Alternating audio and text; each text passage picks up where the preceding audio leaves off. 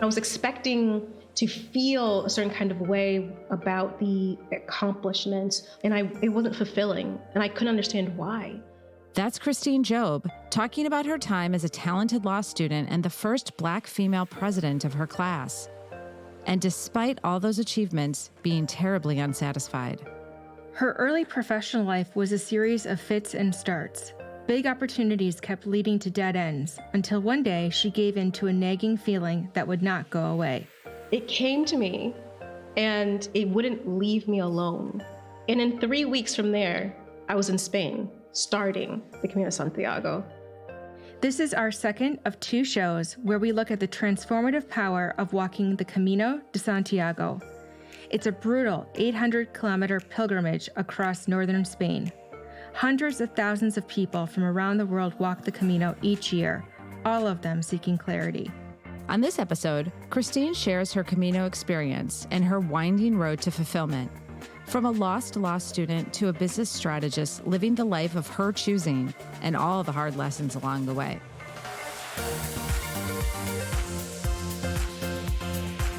Welcome to The Breakout, a show about smashing through life's little boxes and forging your own path. I'm Dr. Carrie Ulrich. And I'm Kelly Gunther. Carrie and I are people and change experts and best friends. We've spent more than 25 years helping organizations navigate change and get the best out of their people. Come on, we know change is hard, but staying the same can even be harder. On The Breakout, we prove that you can escape expectations, and best of all, we show you how.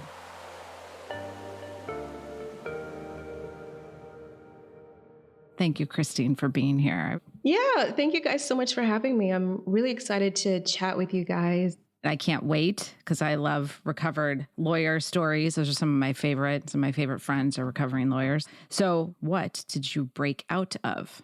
I broke out of living a palatable and probably conventional life, a life that looked good to other people but felt crappy to me.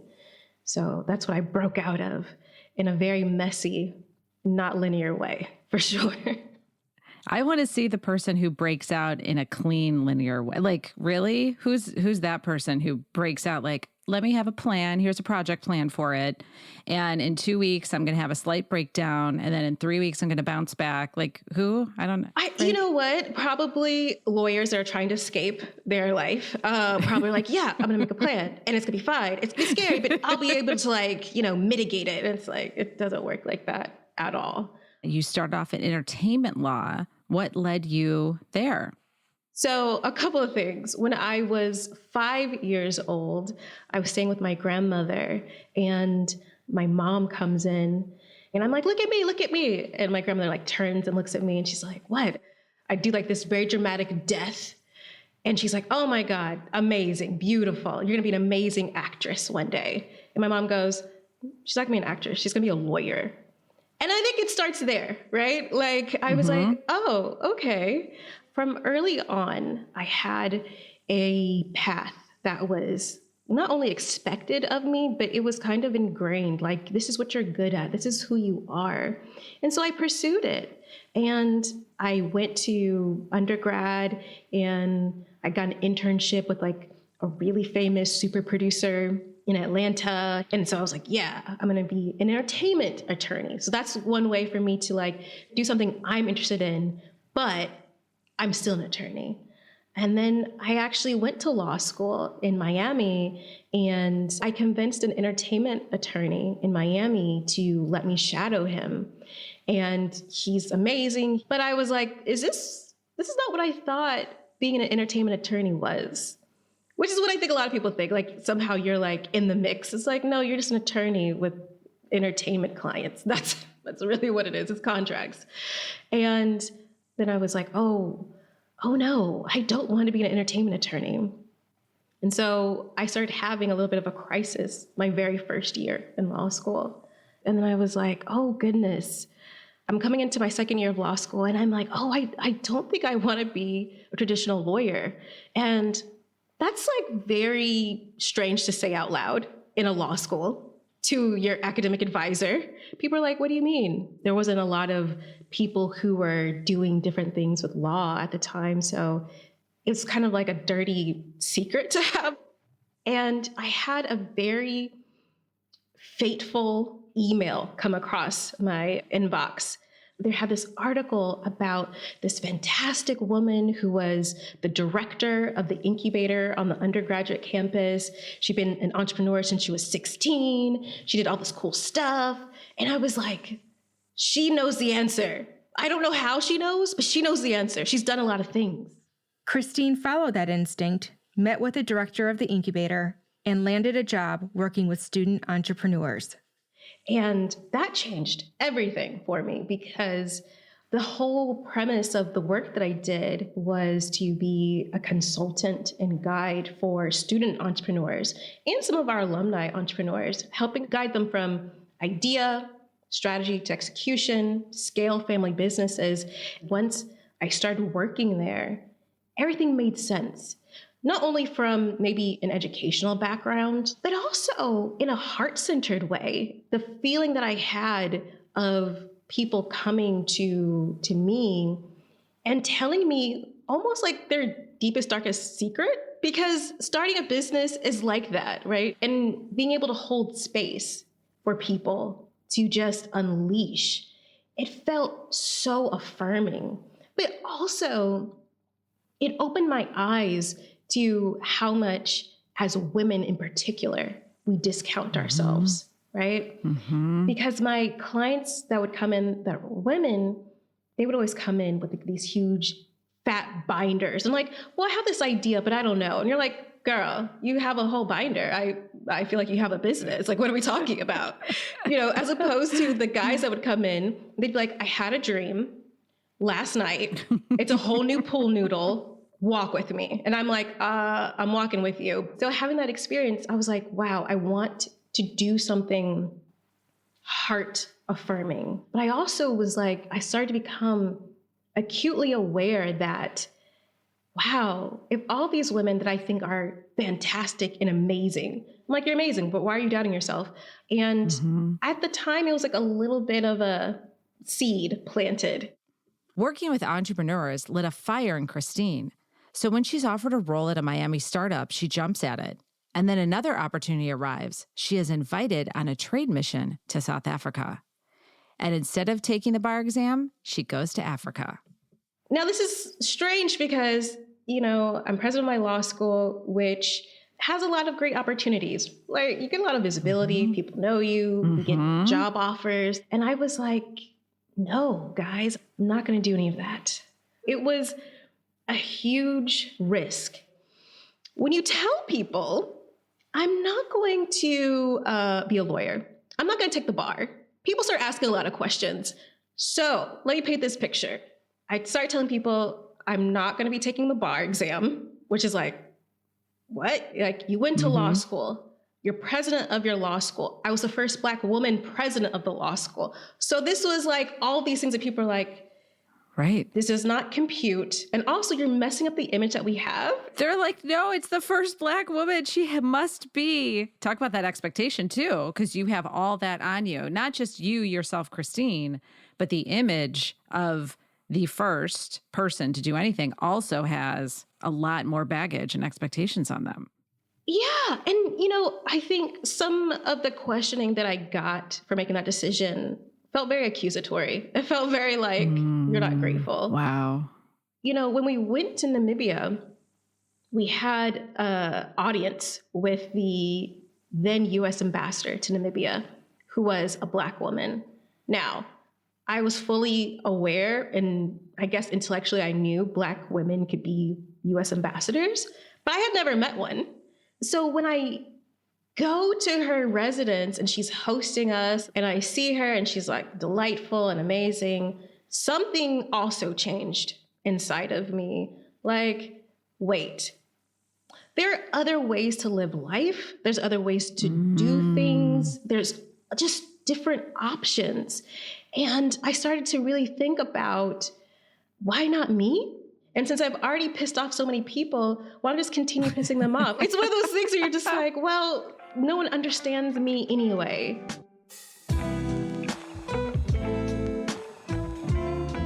What I really appreciate about Christine's story, Kelly, she said she wasn't sure like what she was looking for, but she kind of knew that she was looking for something different. And I think sometimes we put pressure on ourselves to articulate exactly what we're looking for, but sometimes we just know what we have doesn't fit. And so we can go on that exploration of finding new things. And I think when she was in law school and she had that realization that she wanted to do something that was heart affirming, it's not just the act of, contracts and the legal aspect of the law. It's that she wants it to be meaningful and she wants it to be impactful and she wants the work that she does to have a lasting imprint on someone's life because that is what fulfills her. So I think that's quite lovely. And I do love, by the way, she's yet another lawyer who has gone away from law. I feel like we could do an entire year's worth of episodes on lawyers who like, don't be a lawyer, don't practice, no. Yeah. Christine came back from Africa inspired to find a new path. But back in the U.S., a death in the family brought her back home to Atlanta, with her life not taking off the way she'd planned. Now I'm taking on discovery roles in different law practices because that's the only kind of job I can get back home because I didn't take the bar. So it's like starting to rethink my life choices. I'm like, okay, didn't think this all the way through. And I'm also thinking, I've got to do something. I got to have this life. And at the time, it was about having a life that I guess proved people wrong. And so I was desperate, if I'm honest, desperately trying to figure it out. I was so unhappy that I think my unhappiness drove me. And then about a year after I graduated from law school, I got a break, right? So I had applied for this cool job with this company out of Malaysia. Had I been to Malaysia? No. Did I care? No, I'm going. This is cool. This is amazing. I want to go. Exactly. So they gave me the offer. I'm like, I'm going to Malaysia. I tell my mom, she's like, you've never been to Malaysia. Do you know where Malaysia is? I'm like, Southeast Asia, and that's all I need to know. I have a farewell party, move out of my amazing apartment in Inman Park, Atlanta. And then in July of 2014, the company emails me and it's like, hey, we can't really afford you, actually. We can't do this. Oh. So yeah, you don't have a job. Oh. When I tell you, I was angry. Yeah. Yeah, I think was- that's an understatement. Yeah. Right? Because it was a feeling of like, what the hell, man? Now I have egg on my face because I had a farewell party and I'm not leaving. And I gave up my beautiful apartment and now I'm in the suburbs with my mom. Yeah. And it's like, universe, what the hell? And I was so angry. And my mom was like, you've got to calm down. Like, you need to relax. And so she said, go on a hike and like, relax. Like you have food, you got shelter, relax, girl. And so I did. I went, there's a mountain in a park close to her old house. And I remember walking and cursing. I sounded like a crazy person. I was just like, what do you want? Like, universe, like, what must I do? And while I'm walking, I'm just like, what should I do next? And that's when the thought to walk the Camino de Santiago came to me. And I was like, what? No. It was like, I'm outside. I enjoy a stroll. I was like, this is horrible. Give me something else. I was mostly like talking to the universe. Like, I was thinking more of like a job or like someone I should email. It came to me and it wouldn't leave me alone. It was something that was dogged, and like something that was really scary because usually when you have like crazy thoughts, you could be like, that was weird. That was strange. Yeah. It wouldn't leave me alone. And all the things that needed to happen for this walk to happen, it all fell in place seamlessly without effort. And in 3 weeks from there, I was in Spain starting the Camino de Santiago. And it was a life-enhancing experience, to say the least. We'll get back to the interview after this quick break. The Breakout comes to you from a Abrachi Group. We offer coaching and consulting to help you dig into change. Here's what we know. Only about 10% of us are really self-aware. Without self-awareness, improvement is tough, because if you don't know what box you're in, you can't break out of it. That's where we come in. We've got a soft spot for people itching to forge a fresh path, the high flyers who need to be nudged out of career ruts, teams who are looking to become more aligned, and yes, even those bold souls who've occasionally worn the jerk badge. Connect with us at abrachigroup.com. Christine, how did you first know about the Camino, and why do you think that it popped into your head at that moment? I'm sure you reflected on it, but how did you even know that it existed? So 6 months before my whole world fell apart, I was at a New Year's party, and I had a bunch of friends, and we were all talking about our intentions for 2014. What is, it's going to be our year. Yeah. And my friend, she was like, oh yeah, I want to do this walk across Spain where you just take everything that you have and it's just on your back, you just walk across Spain. And I was like, why? Why would you do that? And she was like, yeah, it's gonna be so amazing. And I just remember thinking that sounds good for you, but no. So when it came to me 6 months later, I really did try to shake it off, but it really wouldn't leave me alone. And to the point where I was after 2 days, it was a constant kind of thing. After 2 days, I finally just looked it up. I was like, okay, what is this Camino de Santiago? It's it's 800 kilometers. I was like, oh, hell no. I was like, oh my God. Yeah. Let me go back to my original hypothesis. No. Absolutely not. I was like, oh, I can't. I'm too much of a damsel. I can't possibly do it. I scroll down the page. I think they were forums at the time. And there was this woman, she was 68 years old, no lie. And she was like, this is my 18th Camino. And I was like, oh my gosh, grandma is showing me up. And I was 27, 26 at the time. And I was like, there's no really excuse for you. Get out there. And it was not an experience leading up to it that was joyful. Yeah. What do you mean by that? The Camino came to me. It wouldn't leave me alone. I investigated it. I talked to my friend whose idea it was for her to go. Everything did fall into place very easily, so easily that I was like, this feels suspicious. What is going on? And I followed it, but I didn't want to. I followed it and I cried every single day until I got on the plane to go. Oh my goodness. My mom was like, you don't have to go. My poor mother was like, who is this child? What is going on with you? But to her credit, she was like, I love you. I don't know what's happening. I don't know what's going on inside. Right. But, I got you no matter what. But it was an important experience for me because I realized that there's going to be moments, and there have been subsequent moments in my life in which my intuition, there's this call to do something, usually to evolve in some type of way. And it doesn't feel rosy. It doesn't feel bath bombs and crystals, self-care. Sometimes it's scary and you're like, this is, I don't know what the hell I'm doing, and I'm crying, and yet I'm being called to do it. Struggling with multiple crises of confidence in the week before she departed and in the days after she landed in Europe, Christine finally arrived at the starting point of the journey. I made it to Saint-Jean, which is where the Camino Frances starts. I had a guidebook, but I had no idea what I was getting myself into at all.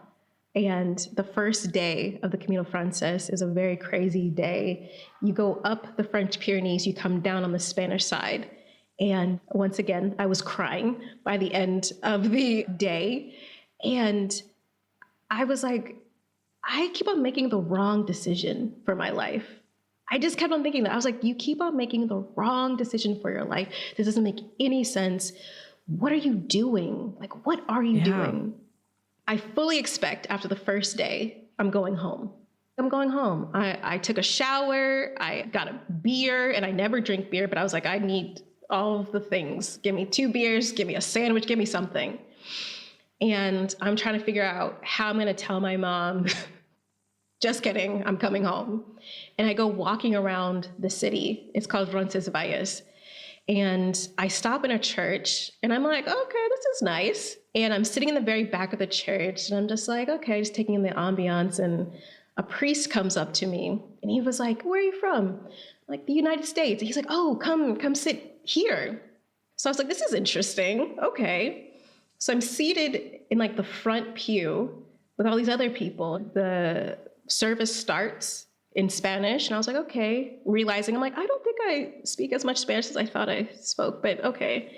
He starts bringing people off of the first pew. And I'm realizing they're all speaking like, oh, in different languages. And he comes to me. He's like, and our friend from the United States, Christine. And I was like, oh, I don't know what's happening.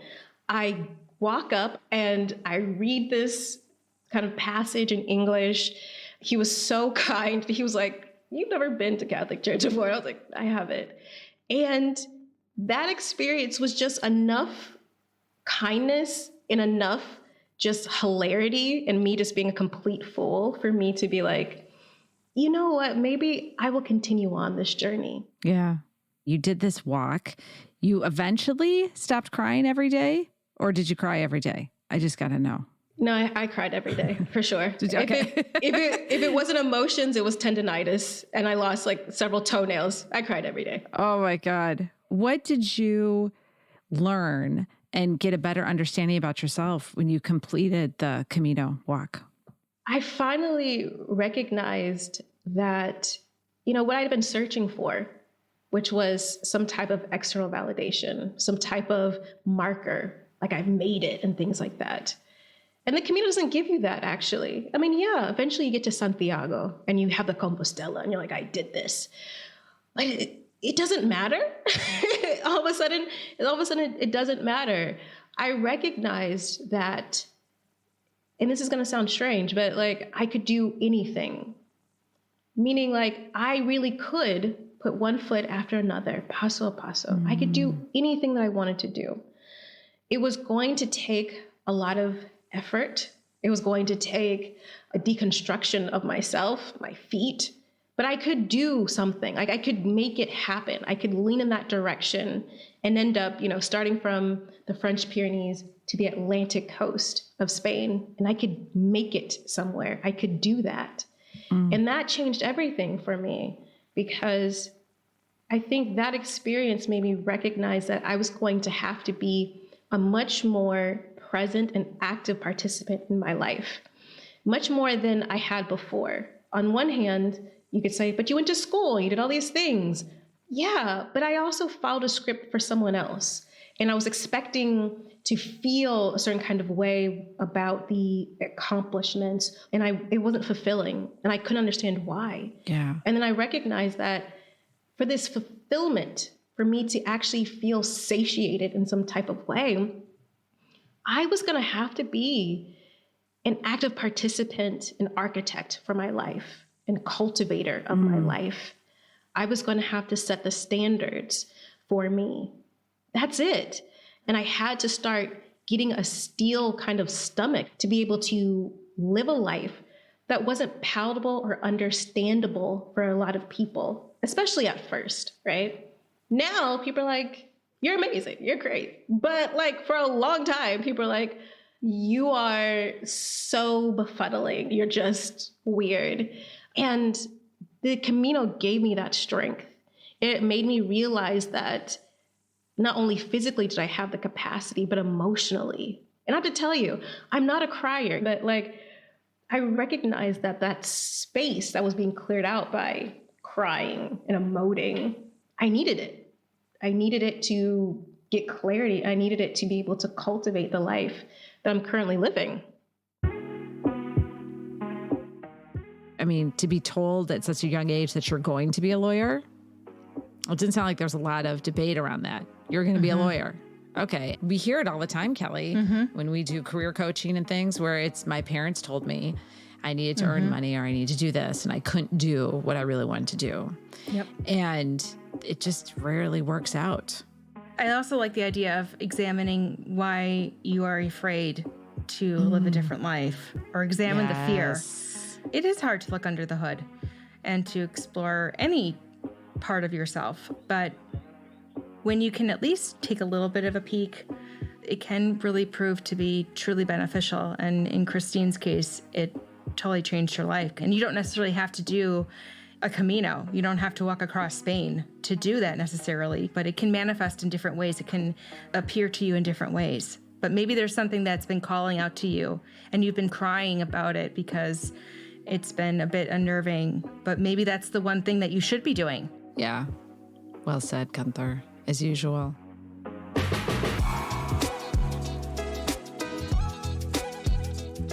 Christine, Kelly says that a lot of like, how do you architect your own life, right? And I know Kelly has some follow-up questions on what happens now. So I'll turn it over to Kelly. Well, and thanks for sharing about your journey. And as a fellow crier, I cry all the time. And it allows for sometimes the most amazing moments of vulnerability to come out too, and really shed your skin and the emotions that come with it. So thank you for being so vulnerable and sharing with us, Christine. So you now live in Spain. Yes. And your work now focuses a lot on wellness and helping women make the leap into entrepreneurship. So what is like the single most fulfilling aspect of what you do now? The single most fulfilling aspect is that I'm actually more of myself in every way possible. Like I figured out my combination of like superpowers or just competencies that are marketable, so yay, but like that actually make me just excited every day. Like my strongest, I guess, characteristic is that I'm a natural connector. I network really well, I suppose. I just think it's relationship building. And I've been able to leverage that in a really interesting way for my clients. And I think also that I've had this strange career path that gives solace to a lot of my clients because, a lot of my clients don't have that kind of crazy trajectory, but they feel crazy. They feel out of their mind. I feel that I've been able to leverage my experiences, my knowledge, my interest in a really impactful way to amplify other women, to amplify their impact in the world. And for me, that has been just the most satisfying. Sometimes I think about, I could have been a lawyer, I could have been a partner by now, but I really like my life. And I can honestly say that I chose it. It didn't just happen to me. I own it and it feels good for me. Mm-hmm. And you're a testament to it is messy and it is complicated and it can be painful and that you don't necessarily know what is around the corner, but if you trust your gut, good things can happen and that you have a support system around you that can help along the way as well. So to kind of round out our conversation, Christine, you have 1 minute with someone who is stuck and they want to break out. What do you tell them? I tell them, who are you currently performing for? And why? And how do you feel? Because, you're performing for someone and you feel like you're doing a good job, but maybe they're like all of us. We have you in the background like Netflix, but we're also doing something else. So you feel like you're giving it your all. You feel like everyone's watching you, but everyone is, we're on our phones. We're not actually paying attention. So if you want to break through and get unstuck, I think that's the first thing you have to ask yourself. Who are you performing for and why? And maybe instead of performing for someone, examine why you're so afraid to articulate your life, right? To be a present, not only participant, but cultivator of your life. What type of thing are you trying to avoid by speaking your truth, using your honest voice? When I think about who I could have been, right? Because it was a choice. That is a woman that was performing for my parents, my mother, the people I went to law school with, the people who could see me on LinkedIn. And now I'm not performing for them. I am living my life. I'm making decisions that I can stand on, put some bass in my voice behind, but it's my own. Thank you so much, Christine, for sharing your story and for being vulnerable with us. Appreciate you very much for joining us today. Thank you so much for having me. Thank you so much, Christine. That was recovering lawyer, business strategist, podcaster, and Camino walker, Christine Job. And this is The Breakout from Abrachi Group. At Abrachi Group, we specialize in coaching and consulting for brave new directions. Connect with us at abrachigroup.com. And don't forget to subscribe to The Breakout so you never miss a new episode. And make sure you're following us on Instagram at The Breakout Pod. I'm Kelly Gunther. And I'm Dr. Carrie Ulrich. See you next time.